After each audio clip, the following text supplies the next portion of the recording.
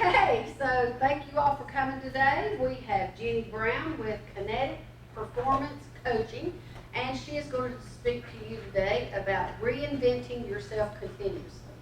I appreciate everybody coming today, and without further ado, Jenny Brown. Hello, thank you so much for having me. So to give you a little background on myself, yes, I do have Kinetic Performance Coaching. I am a coach. I'm a coach at heart. Unfortunately, that's sort of my side job. So my day job is I'm the HR director at Chick-fil-A at Exit 7, which looks like you just zipped through there. So I do that as well, and I get the question a lot, just the one location? Yes, just the one location. We have about 80 employees right now, and we're gunning for about 90 because we've been blessed to have a very explosive sales year. So we are actually hiring some more bodies right now to help us with all of that. So that all keeps me very, very busy. I also have 3 children. I have 1 biological child, and we have 2 foster children that we have taken in and that we are in the process of trying to adopt. So just lots, very full plate. And I give you all that background just to say that as we get into this discussion today, I know a lot of the excuses a lot of time of why I haven't pursued more, why I haven't done more, why I haven't grown to that next level is I don't have time. And I get it. I definitely get it. But we can make time for what's important to us. I promise that we can. And so side story, I, like many people, got carried away with life and put on a few extra pounds that I didn't enjoy. And my excuse was, I don't have time. I don't have time to work out. I found time. Something lit my spark a couple months ago, and I found the time, and now I'm down 15 pounds. Woo! So we can find time, but you have to make the time. So as we get into this discussion today, I don't have brand new earth-shattering information, but what I'm hoping is that I will give you a different way of looking at this information and maybe spark some ideas of how you can grow yourself to the next level, grow your business to the next level, grow your team to the next level. So that's what this discussion is going to be about today. And I am a very interactive person, so occasionally I may ask a question or ask for a raise of hands, and I hope that you will participate because I do like to engage my audience. I'm not just someone to stand up here and kind of spew a bunch of information at you. So to start off, let's take a look at a couple of different lists. So what do these groups have in common? Blockbuster, Radio Shack, and Circuit City. What do those have in common? They're gone. They're gone. What happened? What happened with Blockbuster? Netflix and Redbox. Redbox, $1. Of course, now it's more than that, but when it came out, it was $1, and it's right around the corner. And then they put that you did an app with it, and then I can reserve it. That's even better, right? Versus these folks, Netflix, Amazon, and Apple. Well, Netflix was probably one of the people that put Blockbuster out of business, right? So what did they do that put Blockbuster out of business? They changed with the times. They changed with the times. How? Made it more convenient. Technology. Made it more convenient. Everybody's got a device in their hand. Now you can just stream that video from wherever you're at, right? So then everybody starts doing that. Then we get Hulu, and Amazon even got in on that one, right? So then what did they do? So think about TV. How have they revolutionized TV? Streaming, but now they have original programming, right? So yet again, kind of took it to the next level. Because if you think about TV, so many reality shows and just bogus stuff that's out right now, right? The traditional broadcasting companies, your ABC, your NBC, they're recycling old shows now, right? Not a lot of original content. So Netflix, and now others have followed suit, came out with, you know what, we're going to come out with our very own original programming and original movies and all of that. And now Apple is following behind them on that, and they're coming out with their own kind of app and station, that Apple TV thing, not the Apple TV device, but the app where you can stream and watch their original programming. So, same old thinking is going to give you the same old results. If you always do what you've always done, you'll always get what you've always gotten. So if you aren't willing to step out of that cycle, step out of that comfort zone, you're not going to get any further. It might have gotten you to where you're at now, but you're going to stay right there. And if you stay right there, the Netflix, the Apple, they're going to pass you by. And so whatever that means for your business, you know, and whatever that means for you as a person, somebody is going to pass you by. Somebody's going to be hungrier. Somebody's going to have the next technology. So how can you grow to stay ahead of that? So I have a little assessment that we're going to take, and I do think I put the copies of these slides on your handout so that you can kind of follow along. Traditional scale, 5 is completely agree, 1 is completely disagree. So as we walk through these 6 items, I want you to kind of put a little number beside of it of where you stand currently, and be honest with yourself. So I believe that my success as a leader is contingent upon my ability to continue learning. My success as a leader is contingent upon my ability to continue learning.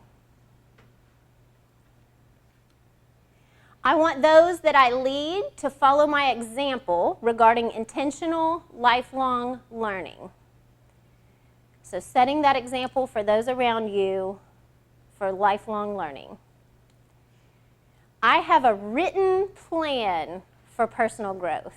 You might have one in your head, but have you put it on paper?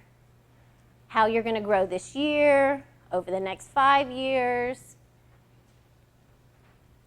We are always focused on improving some facet of our organization. So every year you sit down to a table and you decide, here's what we're going to work on this year. This has changed, so now we need to change with it. I am eager to change our structure as the needs of the organization change. So think kind of flow chart, organizational chart. Are you willing to change what that looks like as your business changes? And I understand that progress is almost always preceded by change. I understand that progress is almost always preceded by change. So total that up. See what you got.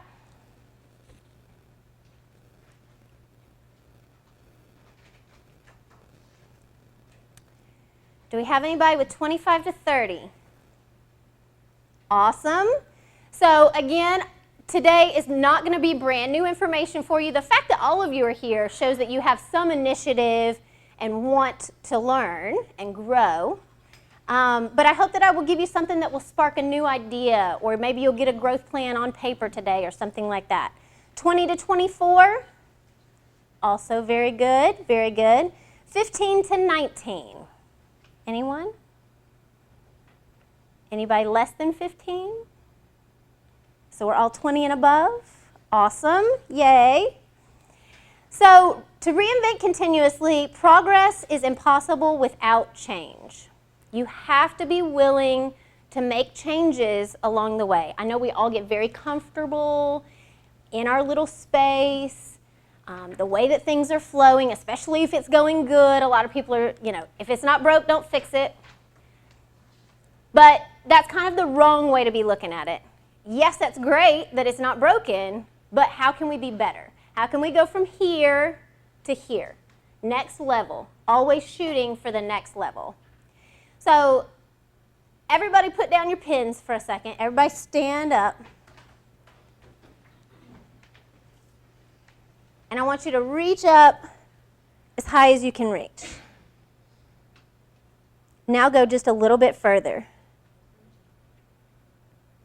We can get up on our tippy toes, right? And go just a hair further, right? So that's the way that we want to think about this. That you might think, well, we did pretty good this year. We made some advancements with our sales. but how can we go further? I had a goal that I wanted to hit by this weekend. I'm actually 2 pounds beyond that, so I'm super excited. So now I'm taking my goal that's 2 months from now, and I'm like, maybe I need to rethink that, because maybe I didn't shoot quite far enough. Maybe I can go just a little bit more. All right? Have a seat. So if you're someone who doesn't like change, you're going to like being irrelevant even less. So don't be Blockbuster. You know, they were comfortable with what they did. It was good for a while, you know, maybe a decade or so. Like Blockbuster was it. That's where it was at. But they got comfortable, and somebody passed them by. So don't be Blockbuster. Be willing to step outside of that comfort zone. So the process of reinvention includes 3 pieces. First, you've got to look at yourself in order to keep yourself relevant. Are you current with whatever the new technology is? Do you know how to use it? What is the current technology for your industry? Are you looking to change industries? So just keeping yourself relevant with wherever it is that you want to go to the next level.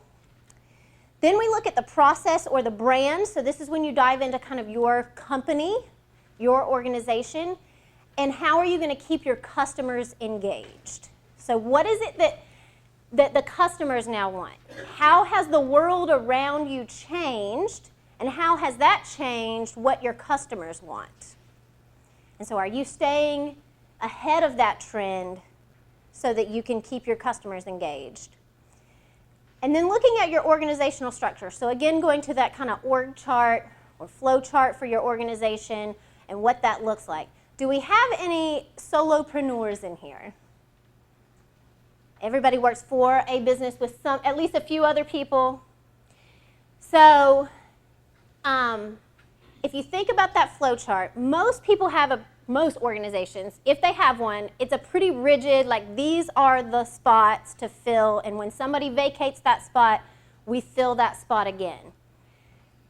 So I'm going to challenge you today to kind of rethink that.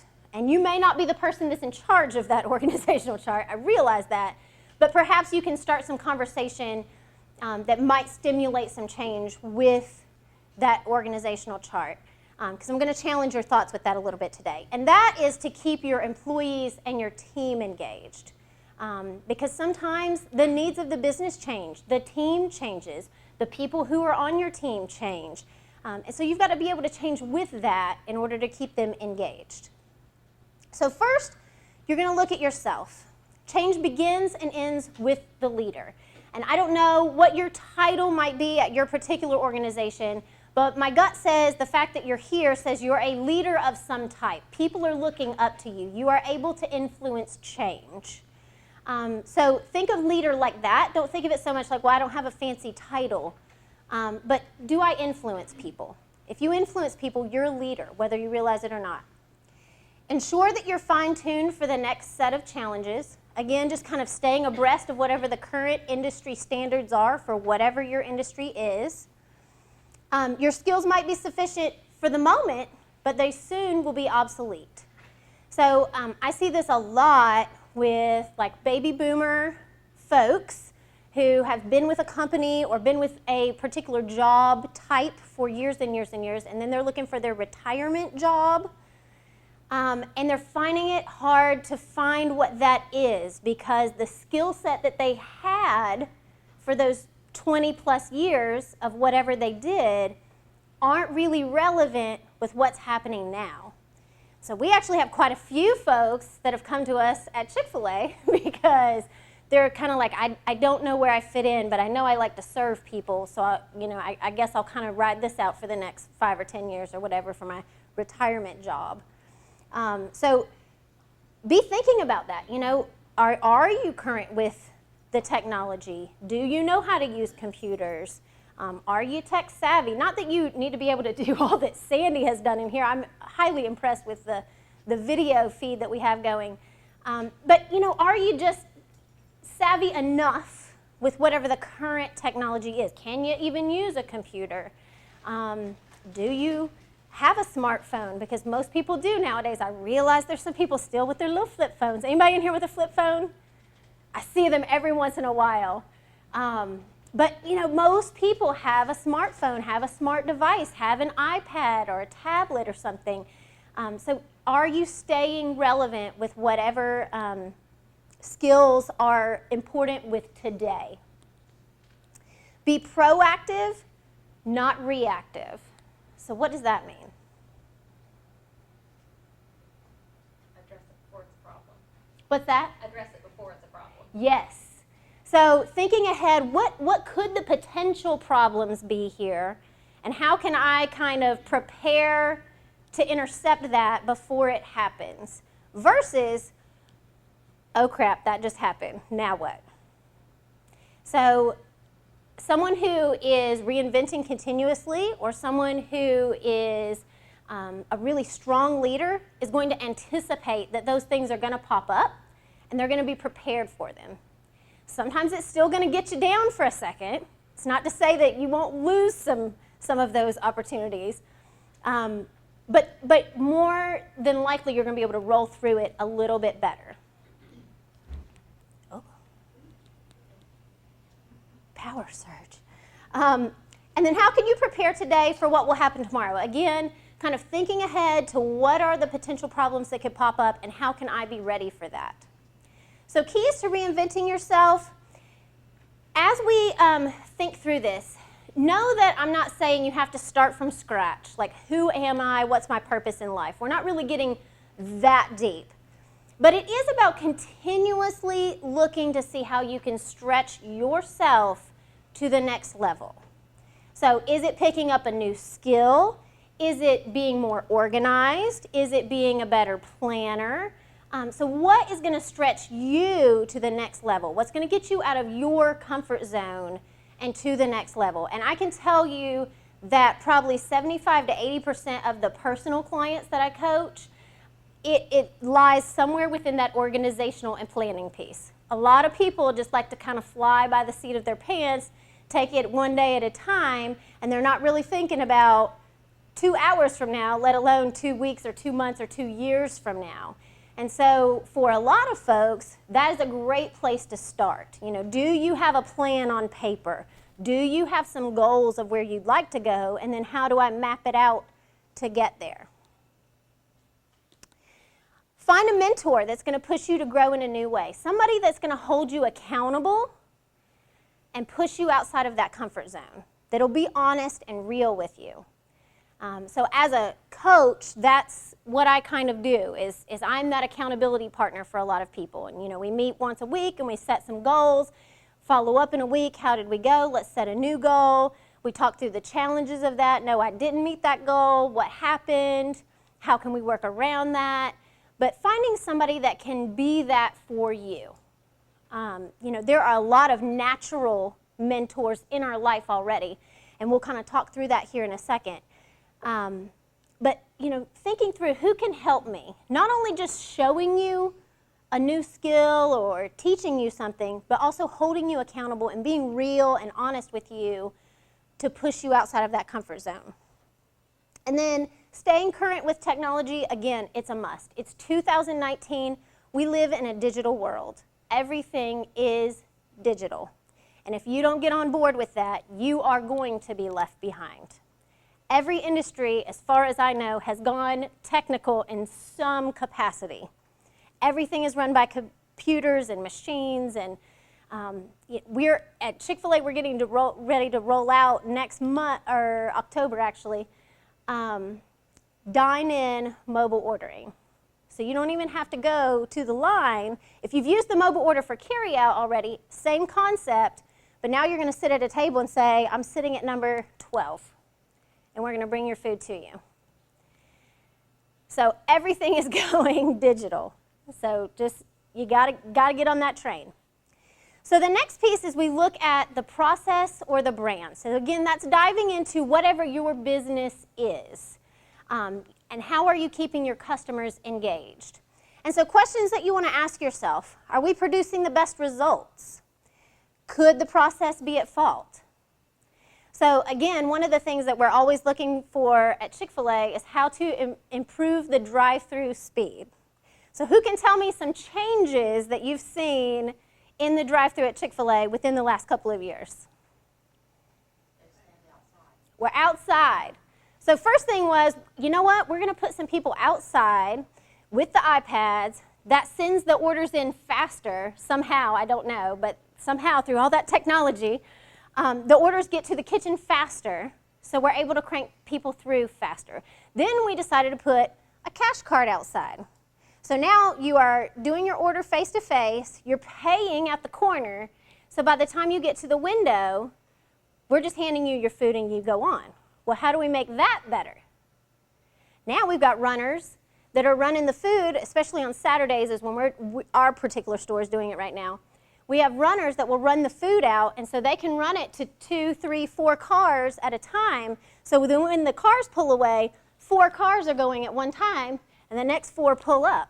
And then we run food to them, and so it's moving it even faster. So those are the things that we're always looking for of how to make that better.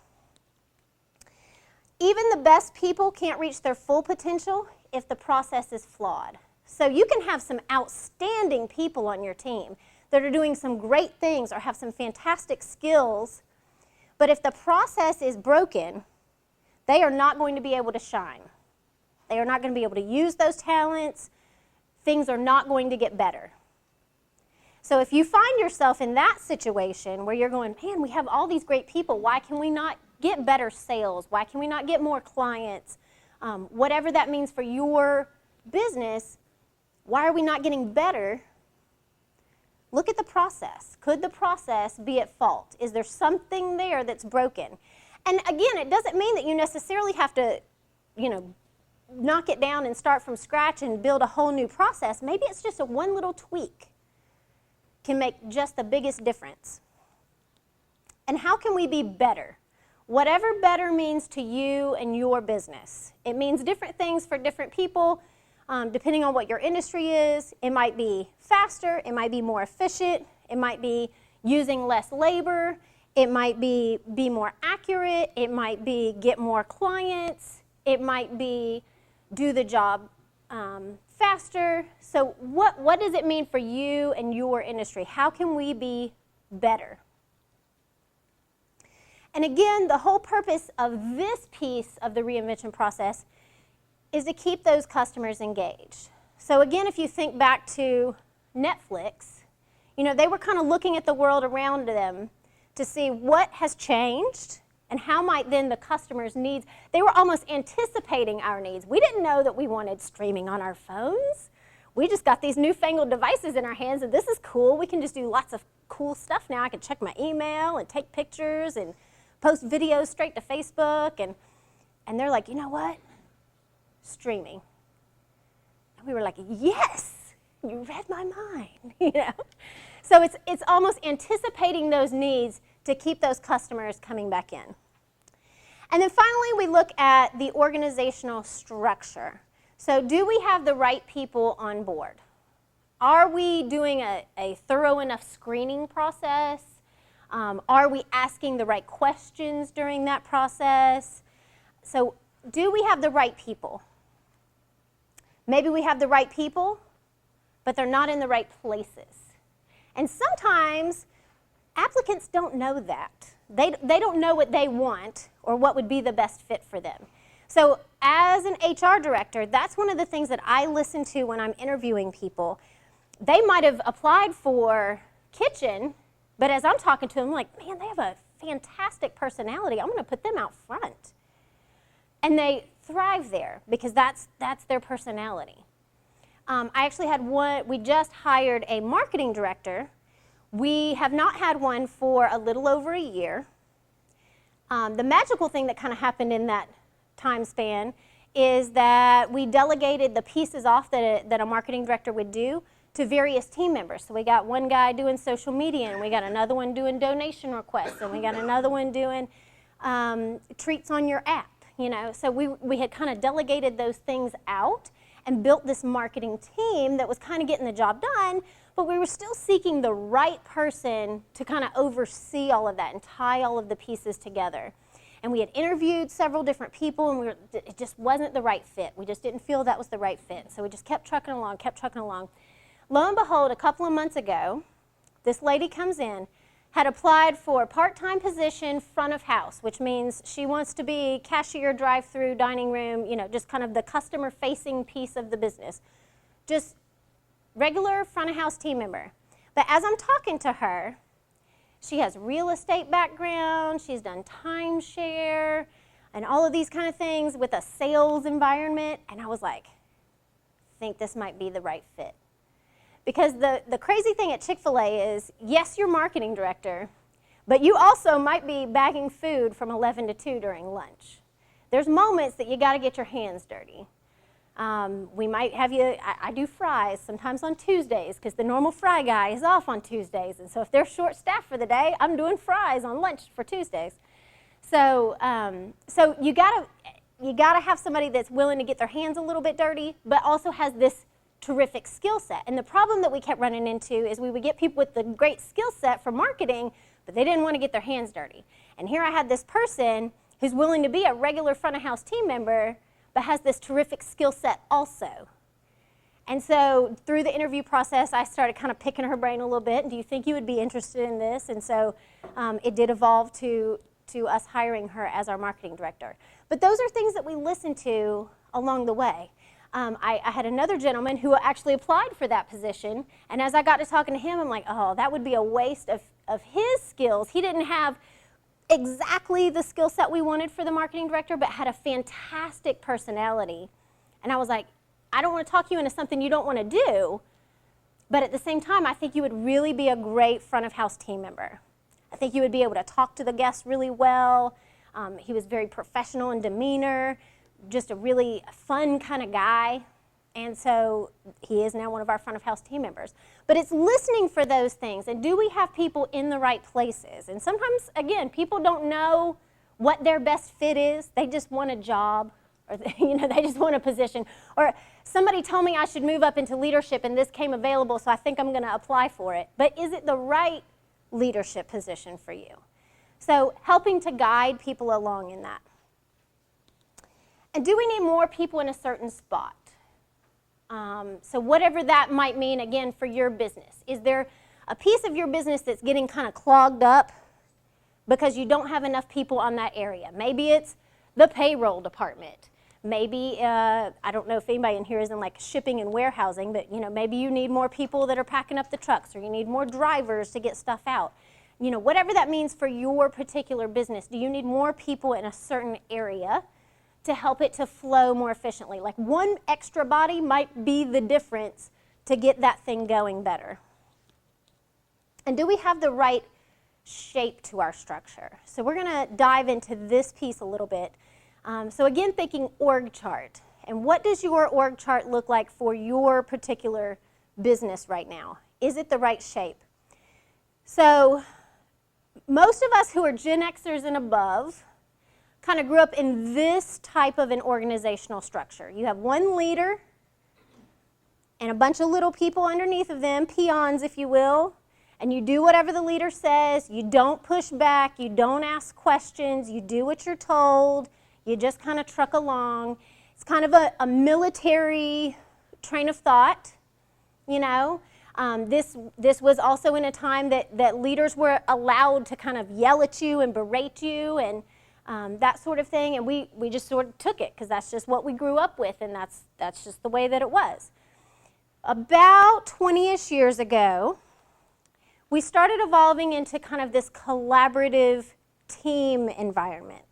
That's when it started to kind of shift to a team, and we started calling employees team members, things like that. So at that time, it became more of a chummy sort of feel with the leader, if you will. They were kind of part of the team, and they would get in the middle with you and get their hands dirty. That's when that started kind of becoming a thing. They didn't just walk around and kind of, arms crossed and telling you what to do. Now they're jumping in there and they're helping you out too. But if you'll notice on here, everybody, all the little team members that are not leaders are still kind of disconnected. We're still going through the leader to get anything done, but it's a little bit more collaborative than it's been in the past. Then we've started shifting into this, where, again, the leader is kind of a team player as well, very collaborative, but now the team members are kind of talking to each other. So I can go over here to Michelle and we can collaborate and work something out, but I don't necessarily have to include the boss to get that done. So it became much more collaborative. Now what a lot of businesses are shooting for, and you may have heard this term, is a high-performance leadership team. Has anybody heard this verbiage? So by that, your leader is able to actually pull out of the business, and the business is able to function as if they were there. It can function independently because it's such a strong collaborative team environment where everybody is talking to each other and we're collaborating together. So that's kind of the utopia or the goal that a lot of businesses are now striving for. So what does that mean for your organizational structure? I mean, it could mean different things depending on how many people you have, what your business is, and what you're trying to accomplish. But it may be less of kind of this, command and control flow chart like we had in the beginning, where there's the boss at the top, and then there's the next level, and there's the next level. It might start to take a little bit of a circular form, or there might be little circles within the chart. So just think through that. As I mentioned with the marketing director, just because we had a hole, we didn't necessarily just fill that hole just because we wanted to fill that hole. We wanted to wait for the right person to come along. And you might have some great team members who have some fabulous skills that they could contribute to kind of cover that hole until we can find the best fit. Change happens when we encounter one of two things, a problem or an opportunity. So either you're going to see that opportunity and you know what, I'm going to go for it, we're going to take a risk, we're going to get out of our comfort zone and rise to the occasion, or you have that problem that stops you dead in the road and you go, we've got to change to get around this. And then if you stop learning, you stop leading. This is from, a lot of people see The Secret and they think it's that, there's a new secret that's come out that's like you think it and it will happen kind of thing. Have y'all heard of that secret? This is The Secret by Ken Blanchard and Mark Miller. But I've had some people, when I've done things around The Secret, which is where this concept came from, they're like, oh, I'm not into all that mind voodoo stuff. And I'm like, it's not that. It's completely different. So Ken Blanchard wrote The 1 Minute Manager, if you guys have read that. So then he collaborated with Mark Miller, who is actually a VP at Chick-fil-A Corporate, and they wrote this book called The Secret. And so the quote from there that I love is, when you stop learning, you stop leading. Because you stop being ahead of the trend, you stop being the example.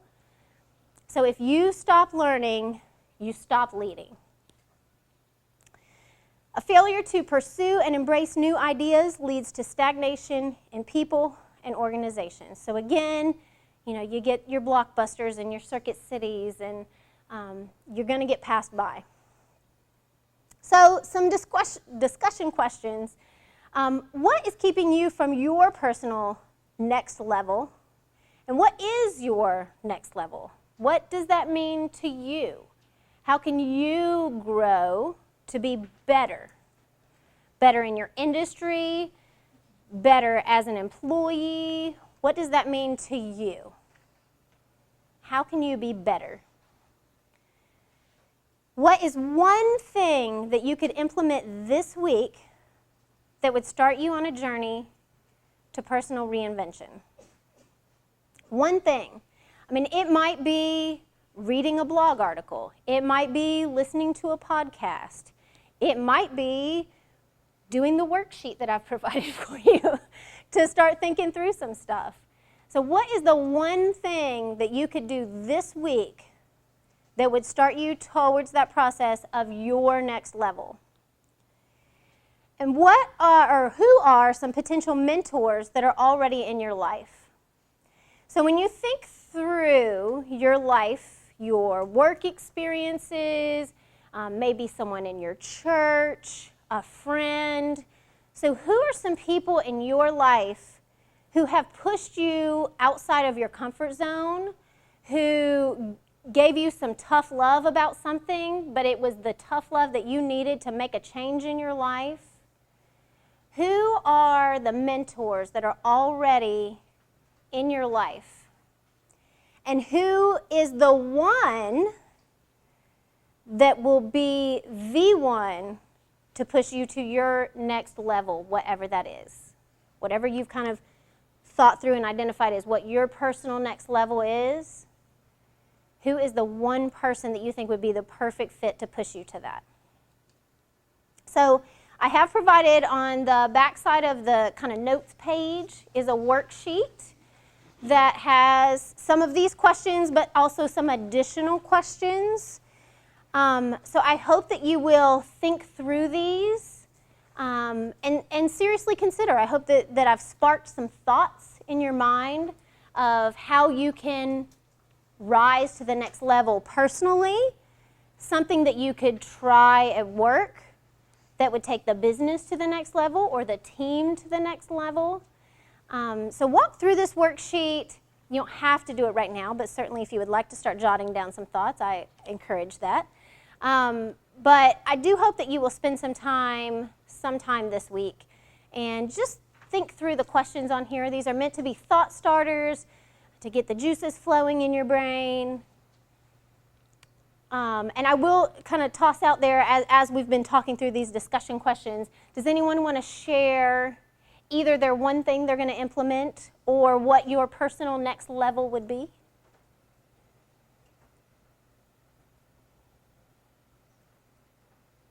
Anyone? Crickets chirping.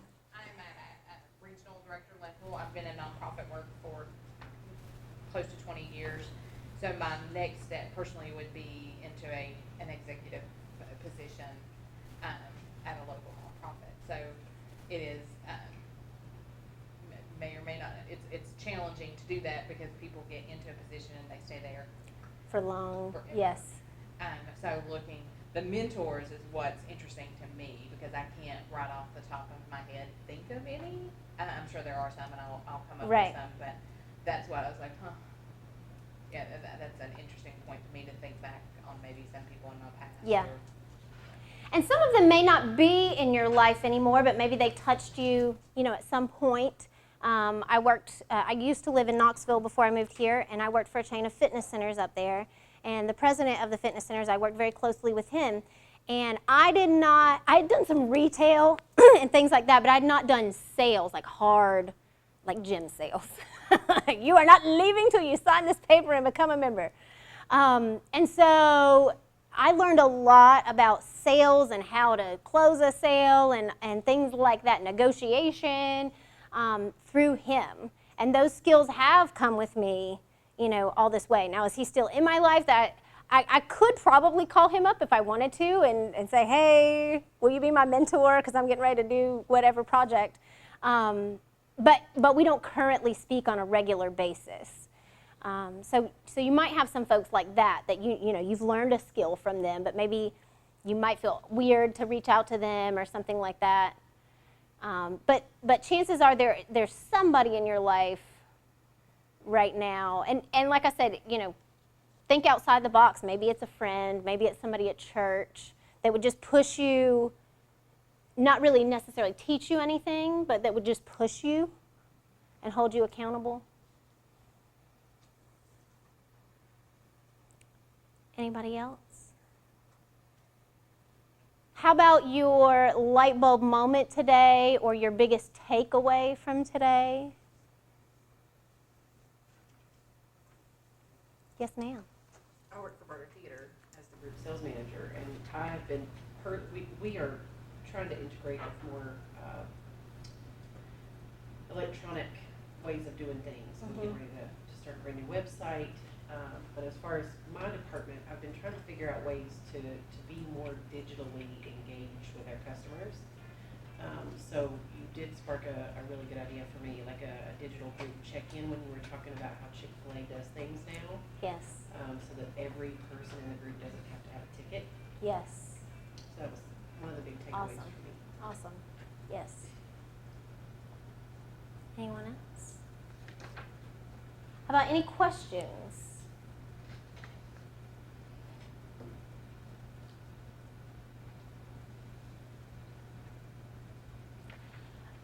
So, last thought again, I'm just driving home. Again, the fact that you're here shows that you enjoy learning and you're interested in new ideas and things like that.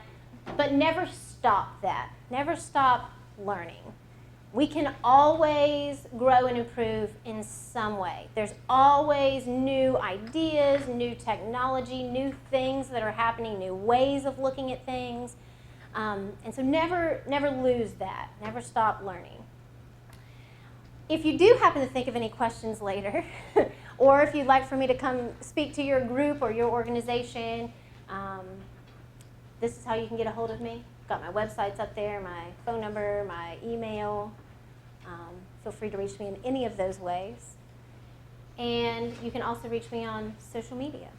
And I did put some cards over on the table. If you picked up one of my pens, you are welcome to keep those. That also has contact information on it. So lots of ways to contact me. There you go. See? Both. So you better catch her now if you want to have questions. Okay. Thank you so much. Appreciate it. We appreciate you coming. So we have